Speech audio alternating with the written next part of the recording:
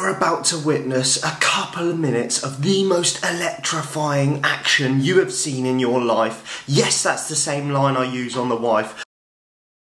But in all seriousness, I wasn't going to post this footage, but in all honesty, it was the fastest start to a bike race ever. It was full gas, so I wanted to put it out there, just show you how strong the elite boys and top juniors are in the country. It is full gas, so let's get it. And bang, we are underway. You'll see on my right there, Ben starts with the dropper down, pings it straight up, and over 1,000 watts straight off the bat. Your boy is max effort sprinting. It was full beans. So they were trying to, you can see the quad bike in front, they were trying to chase that, and you get a little bit of respite because you're coming into this gravelly corner. You can see the line Ben took, and then as soon as you come back out of it, bang, 900 watts again. And at this point right now, I thought, holy cow, I'm about to get dispatched in the first 30 seconds. It was that full on. It was the fastest start ever. I don't know if it was like, there was just pure testosterone running through these boys. I tell you, it was a chopper swinging contest. And it wasn't till this bit where I got a little bit of recovery down the downhill, but as soon as we get to the next bit, it was back on it again. Look, 500-600 watts to get through that bit of grass. And my eyes were jumping out my head, and I knew it. I knew at this point right now it was going to be absolutely Red Rover very soon for Georgie boy. The pace is phenomenal, and you'll see just how hard the attacks are up the climbs. You saw that first bit.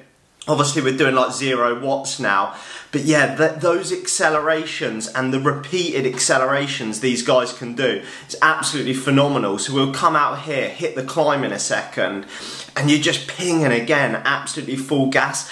And this is what you need to be able to do. You need to be able to hit it hard in your training, look like 600 watts, recover, and then go again. Look, bang, they go again. And you're like, Jesus Christ, chill out.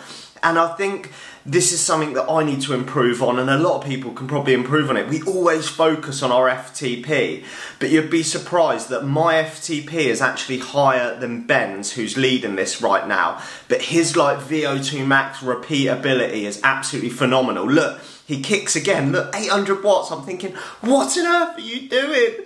And I could feel him just absolutely ripping it right now to get into the centre. Look, he's looked over, seen he hasn't done any damage, but they go again and again and again, and it's relentless. And that's the level of fitness you need to be at the front of these races. And it is absolutely mind-blowing, and just the speed they get down the descents at as well. And look, you can see it's just easy for them. They're recovering, but I mean, he was a little bit hot into that corner, I saw that. But yeah, like, they're just on the gas from start to finish. And these little bits here, they were a little bit, you can see the grounds, that loamy stuff, and it is killer. It's absolutely leg sapping to get through.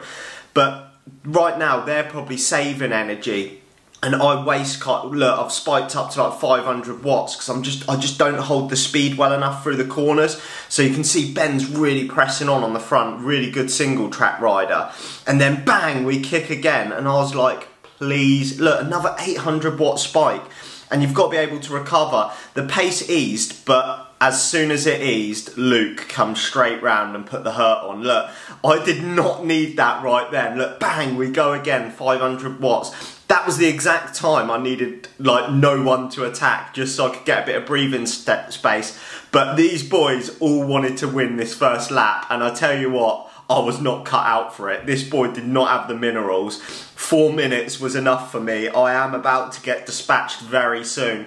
But we come out of this next bit, and I was just clinging on for dear life. I knew that as soon as they gapped me, that gap was just going to go absolutely, it was going to be mammoth. They were going to pull away because they'd all be racing each other, and your head goes a little bit and your pace drops off and you're not pushing as hard when you're sort of in no man's land. But I could feel it coming, all of these little spikes just to get up this little bit here. You're just ripping it again up towards 500 watts. And the only way to replicate these efforts is in a race, I tell you. And we come out here and then, look, bang, Luke goes again. You'd have just seen him get out the saddle, start ripping it, and I was like, that's it, I am signed, sealed, delivered, dispatched. I cannot go with that. Like, my legs were screaming at me, my lungs were screaming, everything hurt. But I take my hat off to those boys. They're so strong. And the disappointing thing is, I think if I'd made it to the top of that climb, the pace would have potentially eased off a bit, because they're not, I mean, they have put a big gap into me straight away. But you can see, I could see up ahead, the pace had eased a little bit. So sometimes it's about telling yourself you've got to suffer through that last little bit. But it's so hard in the moment. In hindsight, you're like, oh, if I'd given it another 30 seconds, the pace would have eased. And my dad always says that. It's what's between the ears. But in all honesty, right now, I knew I had to back off the gas. This was a 6-hour, like, lapped partner race. And if I tried to carry on going with that, I'd have just been, well, I couldn't have gone with it anyway because it was so fast. But I was thinking to myself now, just keep pressing on, keep pressing on. But look at the gap already. They're absolutely gone. It's phenomenal. You'll see on the right, they're probably coming around the corner there. So they're a full corner ahead of me. And when they're such good descenders, such strong riders, you can't close that down. You've got to go with it at the start. And the gap just grows and grows now, and there's absolutely nothing I could do about it. I was in no man's land. I'll play the next little clip. You can see I took a terrible line there.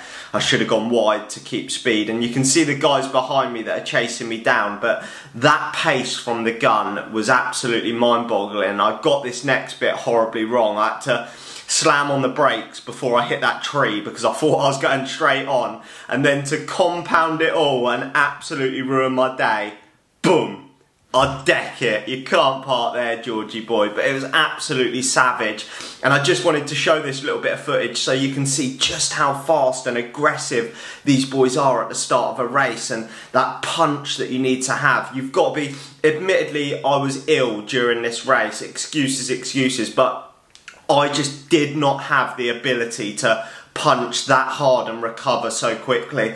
So I think I'm going to mix some of that into my training, those really hard punches, trying to recover, then trying to go again. I was doing a lot of threshold work, but I think I need to start spicing it up now and getting used to really aggressively attacking, like building a short course, doing maybe 4 minutes, absolutely full gas, attacking out of the corners, a couple of minutes recovery and repeating that. But absolutely brutal start. It is the fastest start to a race ever. And I take my hat off to these boys. I hope you enjoyed this little video. It's a quick one because it's a bit boring once I've been dropped. I was absolutely noodling trying to survive to the finish. But I hope you enjoyed the video, and I'll catch you in the next one. We're back racing at Margam Park this weekend.